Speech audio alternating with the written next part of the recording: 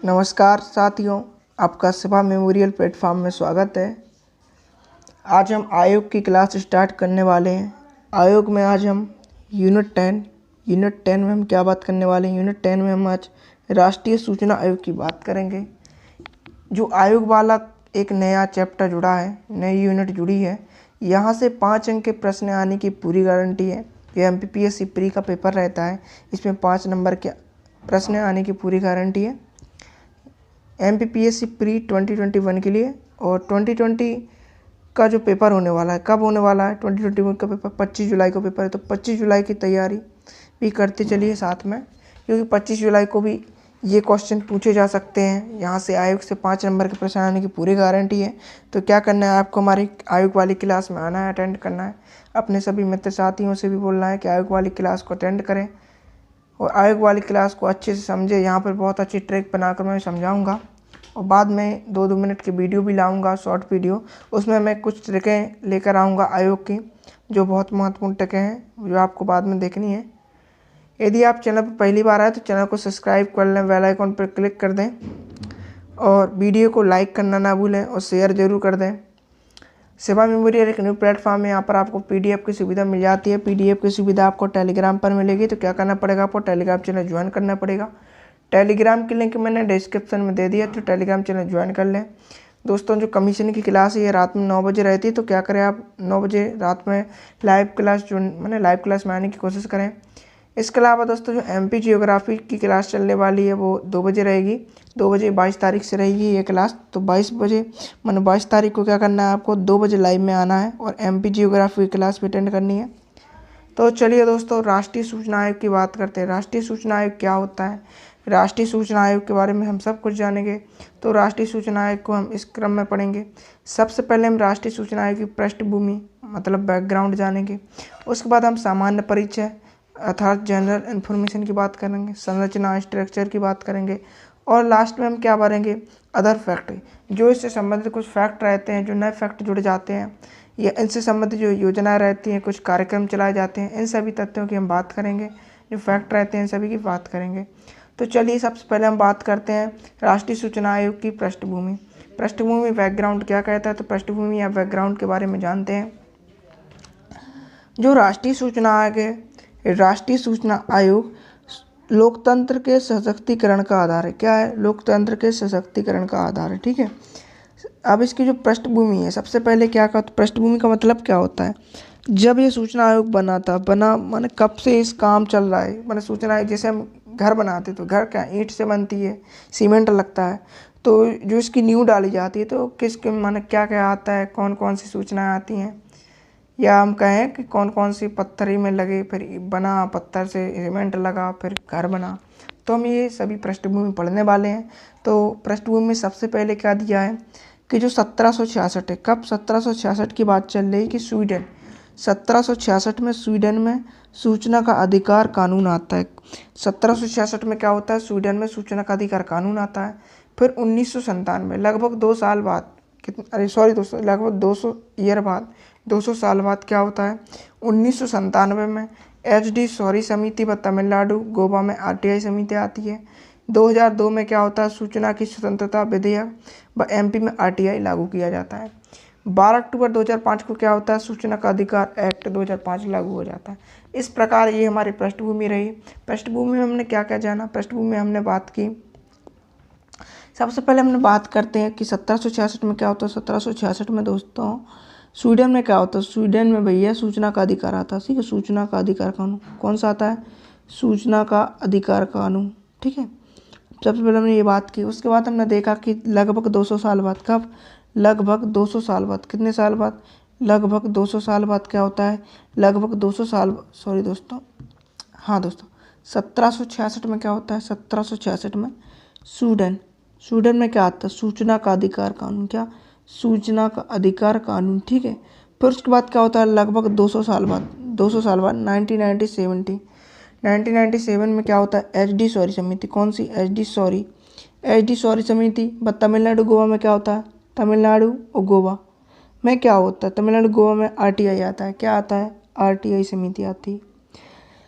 1997 में HD सौरी समिति, बाद तमिलनाडु गोवा में RTI समिति आती है। उसके बाद हम देखते हैं 5 साल बाद 2002 में की बात करते हैं। 2002 में क्या होता है, सूचना का स्वतंत्र विधेयक MP में RTI, MP में कहा जाता है RTI आता है, कौन सा RTI आ जाता है। उसके बाद हम बात करते हैं 12 अक्टूबर, कब की, 12 अक्टूबर 2005।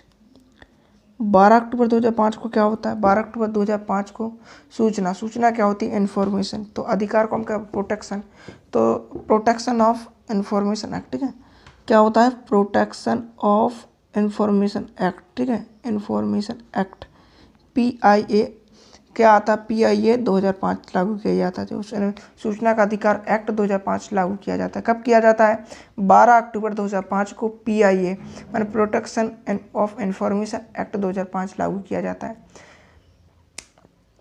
अब जो सूचना आयोग है, सूचना आयोग के अंतर्गत हम दो पढ़ेंगे, एक तो केंद्रीय सूचना आयोग, दूसरा हम पढ़ेंगे राज्य सूचना आयोग।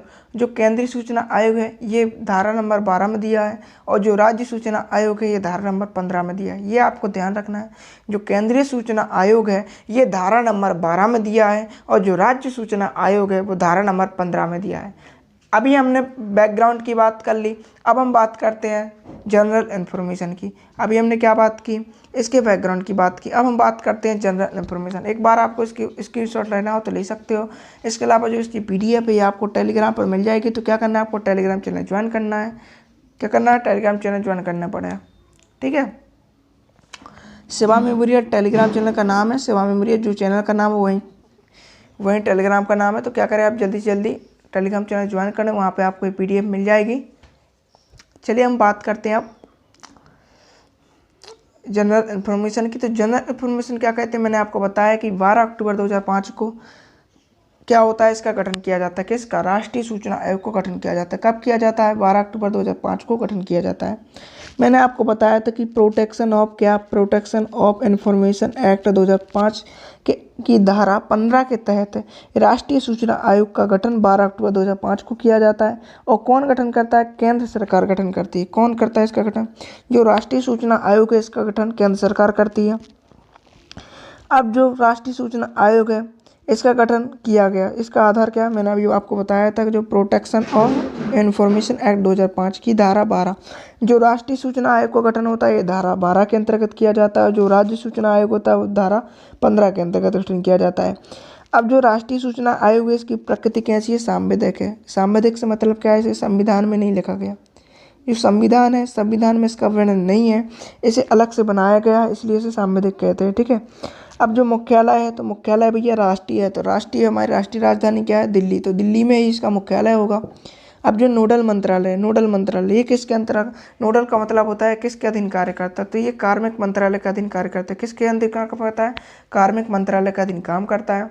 अब जो इसके प्रथम अध्यक्ष थे या इसी को हम लोकायुक्त कहते हैं, ठीक है। तो इसको जो प्रथम लोकायुक्त थे वो कौन थे, वजाहत हबीबुल्ला। तो वजाहत जो इसका प्रथम लोकायुक्त थे, प्रथम महिला लोकायुक्त थी, और जो वर्तमान लोकायुक्त है, ये दोस्तों सबसे ज़्यादा पूछा जाता है। इन्हीं में से 5 नंबर के प्रश्न आते हैं।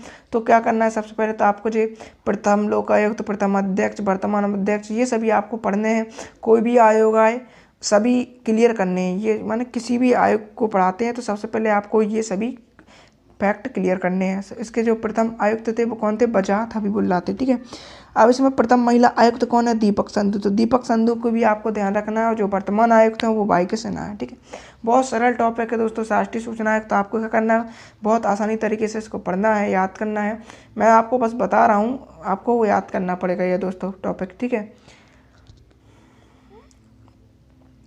राष्ट्रीय सूचना आयोग की बात कर रहे थे। तो राष्ट्रीय सूचना आयोग में हमने क्या क्या जाना, राष्ट्रीय सूचना आयोग में हमने जो जनरल इन्फॉर्मेशन आती है, क्यों जनरल इन्फॉर्मेशन में क्या क्या बात की, जो इसका गठन होता है ये 12 अक्टूबर, कब 12 अक्टूबर 2005 को होता है। कब 12 अक्टूबर 2005 को, केंद्र सरकार द्वारा। किसके द्वारा, केंद्र सरकार द्वारा, ठीक है।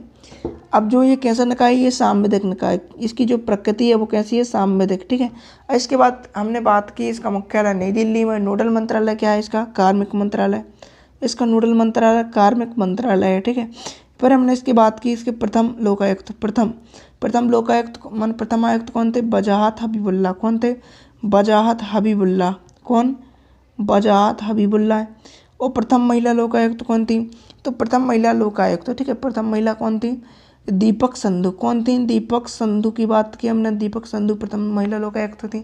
उसके बाद हमने देखा वर्तमान लोकायुक्त, वर्तमान आयुक्त मतलब वर्तमान कौन थे? वाई के सिन्हा। कौन? वाई के सिन्हा। ये भी आपको ध्यान रखना है। इस तरह से जो हमने सबसे पहले हमने पृष्ठभूमि की बात की, बैकग्राउंड की, उसके बाद हमने जनरल इन्फॉर्मेशन की बात की। अब हम बात करेंगे आयोग की संरचना और उसकी आयोग की संरचना के अंतर्गत उसकी नियुक्ति की बात करेंगे, योग्यता, पदावधि, उसका जो वेतन रहता है, वेतन भत्ते, त्यागपत्र और शपथ कौन दिलाता है, और उसमें कर्मचारी कौन उपलब्ध कराएगा, इसके अलावा हटाने की प्रक्रिया बात करेंगे, और जो अदर फैक्ट उसकी भी बात करेंगे। तो चलिए दोस्तों, इतना टॉपिक हम खत्म करते हैं। यदि आपको समझ में नहीं आ रहा है तो आप कमेंट करें। इतना सभी को समझ में आ गया हो तो कमेंट में ज़रूर लिख दें और लाइक कर दें वीडियो को। ज़्यादा से ज़्यादा वीडियो को लाइक कर दें, शेयर कर दें वीडियो को मेरे।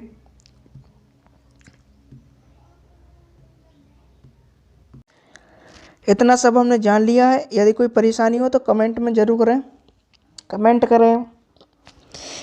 अभी हमने बैकग्राउंड की बात कर ली, जनरल इन्फॉर्मेशन की बात कर ली। इसमें यदि कोई परेशानी हो तो ज़रूर कमेंट करें। यदि कोई बन नहीं रहा है, कोई चीज़ बन नहीं रही है तो उसमें कमेंट जरूर करना। चलिए हम बात करते हैं अब संरचना, स्ट्रक्चर क्या कहता है, तो स्ट्रक्चर की बात कर लेते हैं।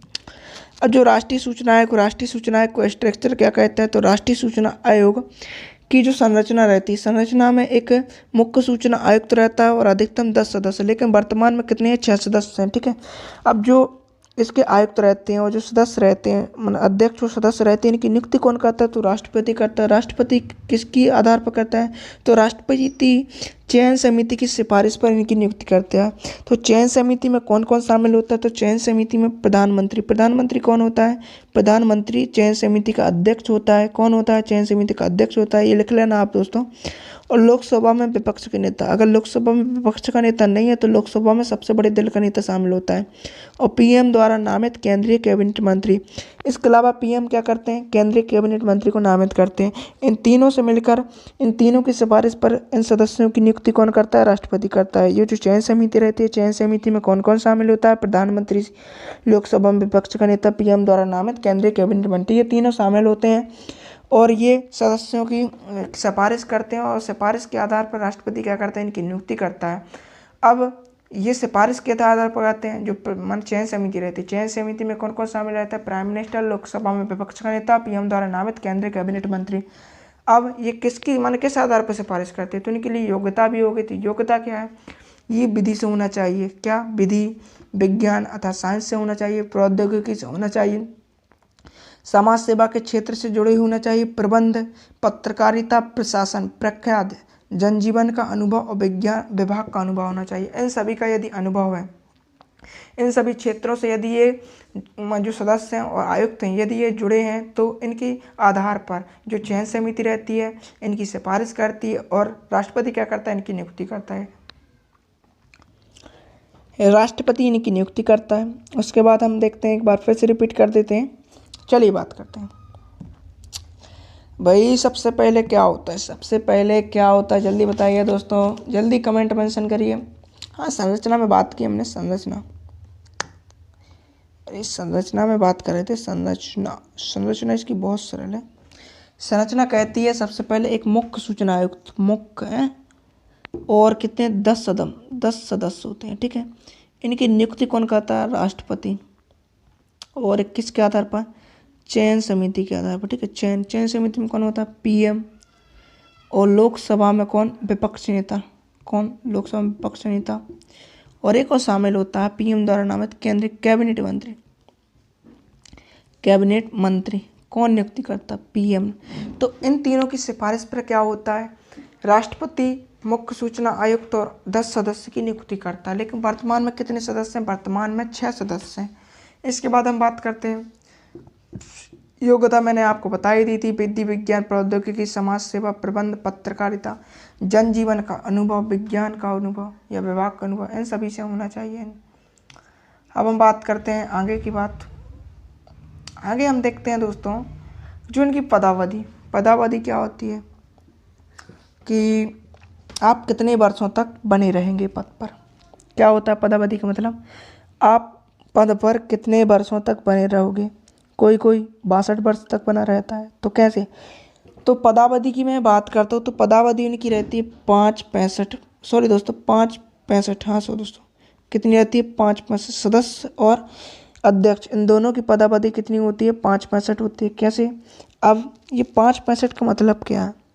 इसका मतलब ये है यदि आप 55 साल की उम्र में बन गए क्या मुख्य सूचना आयुक्त या उनके सदस्य, ठीक है, क्या बन गए सदस्य, तो आप 5 वर्ष रहोगे। कितनी? 5 वर्ष। तो कितने को हो जाओगे? 60 के हो जाओगे, ठीक है। अब 65 का कैसा है?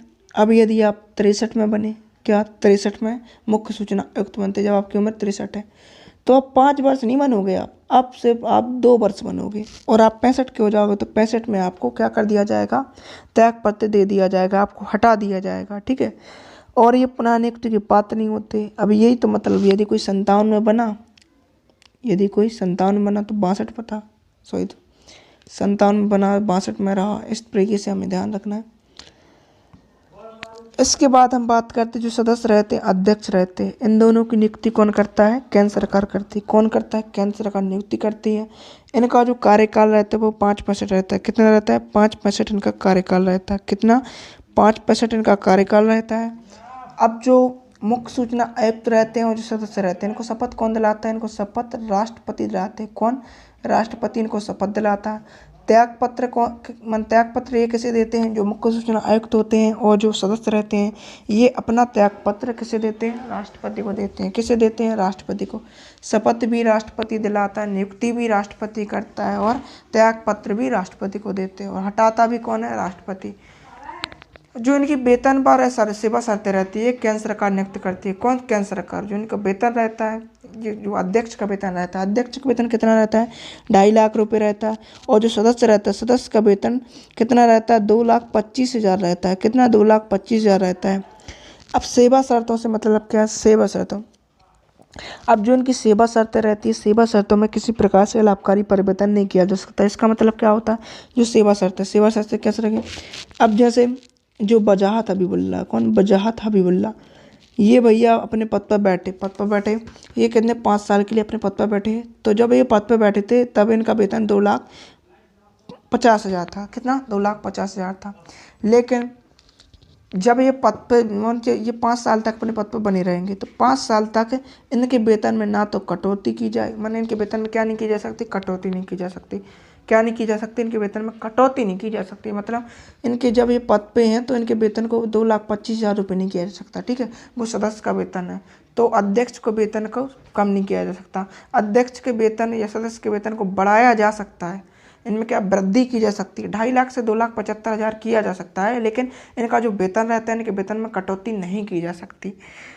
लेकिन इनकी घोषणा की जा ऐसी घोषणा की जा सकती है कि वजाहत हबीबुल्ला के बाद जो अगला मुख्य आयुक्त बनेगा उसका वेतन 2,25,000 रुपये रहेगा, माने कटौती कर दी। जो अगला आयुक्त होगा उसके आयुक्त की कटौती की जा सकती है, लेकिन जो वर्तमान में आयुक्त है उसके वेतन में कटौती नहीं की जा सकती। इसका मतलब ये होता है, ठीक है। अब क्या करेगा कि जो केंद्र सरकार रहती है, केंद्र सरकार क्या करेगी? आयोग के लिए क्या करेगी? कर्मचारी उपलब्ध कराएगी। क्या? कर्मचारी उपलब्ध कराएगी। हटाना भी मैंने आपको बताया राष्ट्रपति द्वारा। आपको ध्यान रखना है नियुक्ति, शपथ, त्याग पत्र हटाना ये सभी कौन करता है? राष्ट्रपति करता है। हटाता कैसे है? साबित कदाचार या अक्षमता, माने भ्रष्टाचार कर दिया तो इसे हटा सकता है। और हटाता कौन है? Supreme court. तो सुप्रीम कोर्ट क्या करता है? एक जांच करता है। किसकी? एक जांच के आधार पर इनको हटाता है। जो मुख्य सूचना आयुक्त होते हैं और कौन होता है? उनके सदस्य रहते हैं। यदि इन्होंने किसी ने अपराध किया है तो सुप्रीम कोर्ट इनकी पहले जांच करेगा और जांच के आधार पर इनको हटाता है। और इसके अलावा अन्य आधार भी, यदि वो दिवालिया हो, अपराध किया हो और मानसिक व शारीरिक सक्षम ना हो, मानसिक व शारीरिक रूप से सक्षम ना हो, और यदि किसी दूसरे लाभ के पद पर हो, माने यदि कोई अन्य लाभ के पद पर कोई कार्य कर रहा हो तो इस आधार पर इनको हटाया जा सकता है। इसके बाद अब हम बात करते हैं अदर फैक्ट की। इतना सब हमने जाना। यदि कोई परेशानी जाती है तो कमेंट में ज़रूर कमेंट करें। यदि अभी तक पढ़ाने में और यदि आपको कुछ समझ में नहीं आ रहा तो कमेंट करें। अब हम बात करते हैं रिपोर्ट किसको सौंपते हैं? तो जो केंद्रीय सूचना आयोग है, तो केंद्रीय सूचना आयोग केंद्र सरकार को देता है अपनी रिपोर्ट और राज्य सूचना आयोग राज्य सरकार को अपनी रिपोर्ट देता है। अब जो नियम कौन बनाता है? तो केंद्रीय सूचना आयोग के लिए नियम केंद्र सरकार बनाती है, और जो राज्य सूचना आयोग रहता है इसके लिए नियम कौन बनाता है? राज्य सरकार बनाती है। इतना सा हमने केंद्रीय सूचना आयोग के बारे में जाना, और जो हमारा केंद्रीय सूचना आयोग है वो हमारा यहाँ पर खत्म होता है। अब हम बात करते हैं राज्य सूचना आयोग। राज्य सूचना आयोग क्या है? मैंने आपको बताया था जो केंद्रीय सूचना आयोग है इसका वर्णन धारा 12 में है, और जो राज्य सूचना आयोग है इसका वर्णन धारा 15 में। तो चलिए दोस्तों, अब हम बात करते हैं राज्य सूचना आयोग। राज्य सूचना आयोग बहुत छोटा सा टॉपिक है। अभी जो केंद्रीय सूचना आयोग है, केंद्रीय सूचना आयोग में केंद्र और राष्ट्रपति करता नियुक्ति, शपथ और त्यागपत्र हटाना, ये कौन करता था? उसमें राष्ट्रपति करता था। इसमें कौन करेगा? राज्यपाल करेगा। ठीक है। गठन उसमें कौन करता था? केंद्र सरकार। तो इसमें कौन करेगा? राज्य सरकार। अध्यक्ष वही रहेंगे, सदस्य वही रहेंगे। नियुक्ति कौन करता था? वहाँ पर मतलब चयन समिति की सिफारिश पर नियुक्ति की जाती थी, तो कौन करता था? और एक चयन समिति जिसमें प्रधानमंत्री शामिल होता था। तो यहाँ पर कौन मुख्यमंत्री होगा? वहाँ पर कौन होता था? लोकसभा में विपक्ष का नेता, और यहाँ पर विधानसभा में विपक्ष का नेता। वहाँ पर पीएम द्वारा नामित केंद्रीय कैबिनेट मंत्री होता था, और यहाँ पर सीएम द्वारा नामित केंद्रीय कैबिनेट मंत्री होता है। ठीक है, इतना सब हमें जानना है।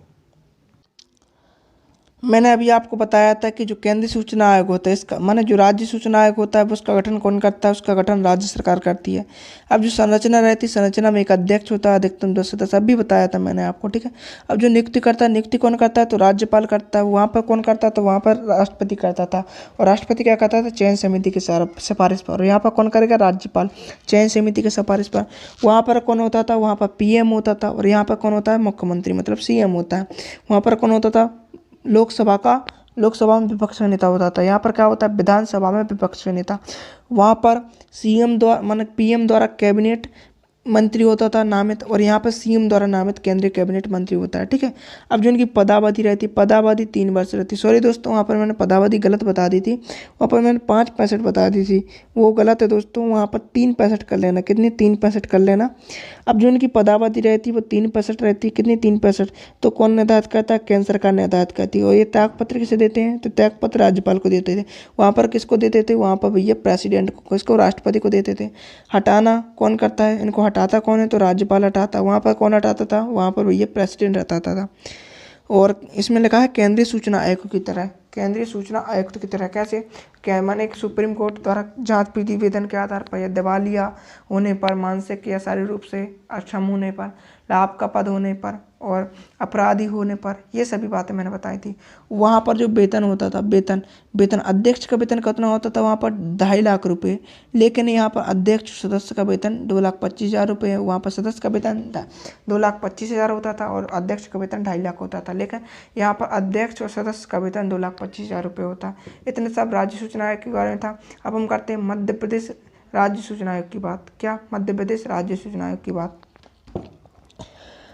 जो केंद्रीय सूचना आयोग है इसका गठन कब किया गया था? 12 अक्टूबर 2005 को। ठीक है, 12 अक्टूबर 2005 को किया गया था। ठीक है, कब किया गया था? 12 अक्टूबर 2005 को। और जो राज्य सूचना आयोग का गठन कब किया गया?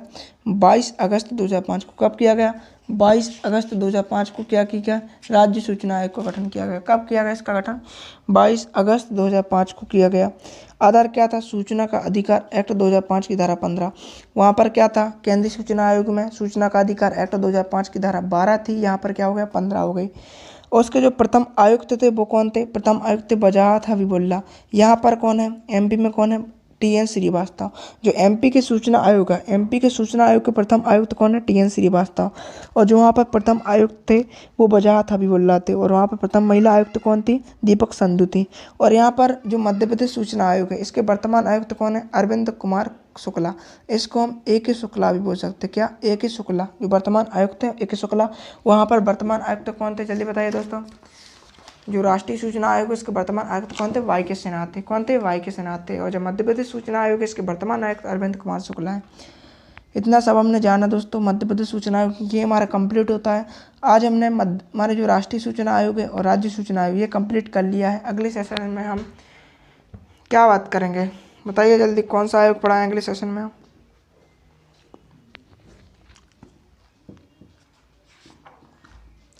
तो अगले सेशन में हम राष्ट्रीय मानवाधिकार आयोग पढ़ेंगे। कौन सा?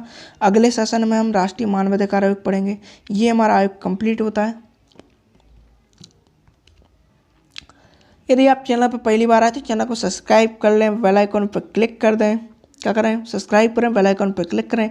यदि आपको वीडियो अच्छा लगा तो इसे ज़्यादा से ज़्यादा लाइक करें। अपने मित्र साथियों को मेरे चैनल पर जोड़ें, उनको लाइव क्लास में आने के लिए कहें कि जो एमपी में कमीशन की क्लास पढ़ा रहा हूँ, जो एमपी प्री में हम कमीशन की क्लास पढ़ाए, यूनिट 10 में क्या है कमीशन है। तो जो कमीशन की क्लास चल रही है रात में 9 बजे चल रही है, तो 9 बजे लाइव क्लास में आना ना भूलें। इसके अलावा एमपी जियोग्राफी की क्लास 22 जून से स्टार्ट होने वाली है। ये दोपहर में 2 बजे रहेगी, लाइव रहेगी। इसमें भी आने की कोशिश करें। एमपी जियोग्राफी बहुत अच्छी तरीके से एनिमेशन आधारित आपको पढ़ाऊंगा, तो क्या करें, लाइव क्लास में आने की कोशिश करें। अब दोस्तों, जो मैंने राष्ट्रीय सूचना आयोग पढ़ा है और क्या पढ़ा, राज्य सूचना आयोग, जो इसकी PDF है ये आपको टेलीग्राम पर मिल जाएगी। तो क्या करें, टेलीग्राम चैनल ज्वाइन कर लें। सेवा मेमोरियल एक न्यू प्लेटफॉर्म, यहाँ पर बहुत अच्छे एजुकेटर हैं, PDF की सुविधा मिल जाती है। यदि चैनल पर पहली बार है तो चैनल को सब्सक्राइब करें, बेल आइकन क्लिक करें। धन्यवाद दोस्तों। अभी जो हमने पढ़ाया है इसमें कम से कम 5 नंबर के प्रश्न बन सकते हैं। ये पूरी जो आयोग की यूनिट है, आयोग की 10 नंबर यूनिट है, यहाँ से 5 नंबर के प्रश्न आने की संभावना है। MPPSC प्री 2021 और जो अभी हमारा 25 जुलाई को पेपर होने वाला है, कब 25 जुलाई को पेपर होने वाला है, जो 2020 प्री का होने वाला है। तो इसमें अभी 5 नंबर के प्रश्न आने की गारंटी है। तो क्या करें, इसको अच्छे से क्लियर करके जाएं, क्योंकि ये नया सिलेबस जुड़ा है MPPSC में, तो इसको बहुत अच्छी तरीके से पढ़ के जाएं। धन्यवाद दोस्तों।